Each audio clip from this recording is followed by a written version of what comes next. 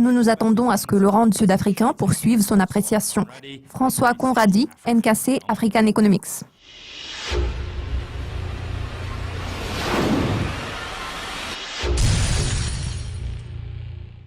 L'instabilité politique en Afrique du Sud a poussé la paire dollar-rand vers des niveaux extrêmement élevés en début du mois. Quelles sont vos prévisions financières à court terme?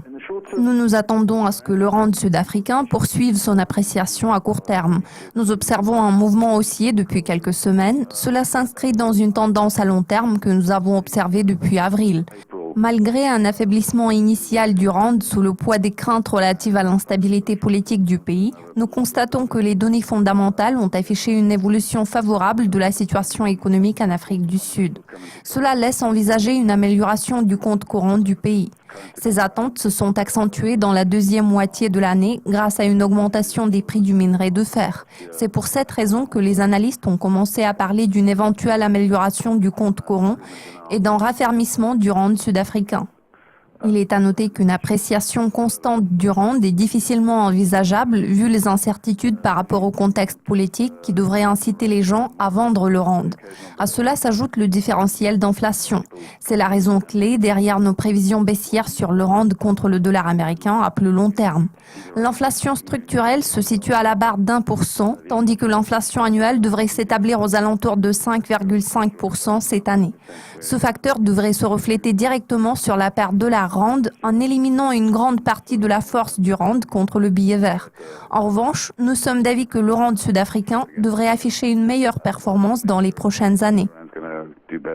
Le taux de change du rand semble s'être stabilisé par rapport au dollar. Cette tendance va-t-elle se poursuivre à moyen terme? Non, nous nous attendons à ce que le rand poursuive son appréciation. Quels sont les facteurs susceptibles d'avoir le plus d'impact sur cette paire de devises à long terme? Tant qu'il n'y a pas de mauvaise surprise du côté de la demande chinoise, la situation sera stable en Afrique du Sud. Vous n'êtes pas sans ignorer que la demande chinoise est le principal moteur du prix du minerai de fer et des exportations sud-africaines.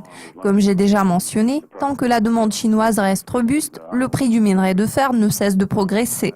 Ce facteur exerce une incidence positive sur les données fondamentales sous-jacentes affectant la monnaie locale. Pourtant, le facteur politique est également très important.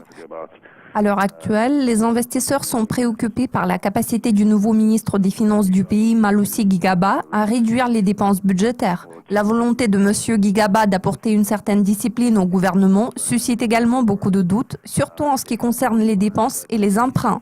La question est de savoir si oui ou non il veut contourner les règles. Cela est très important pour évaluer les perspectives de la dette souveraine. S'il ne réduit pas les dépenses budgétaires, les investisseurs tourneront le dos à l'Afrique du Sud au profit des autres marchés émergents. Merci de votre participation, François. Restez à l'affût de nos mises à jour régulières sur Dukascopy TV pour être au courant de tout ce qui se passe dans le monde de la finance.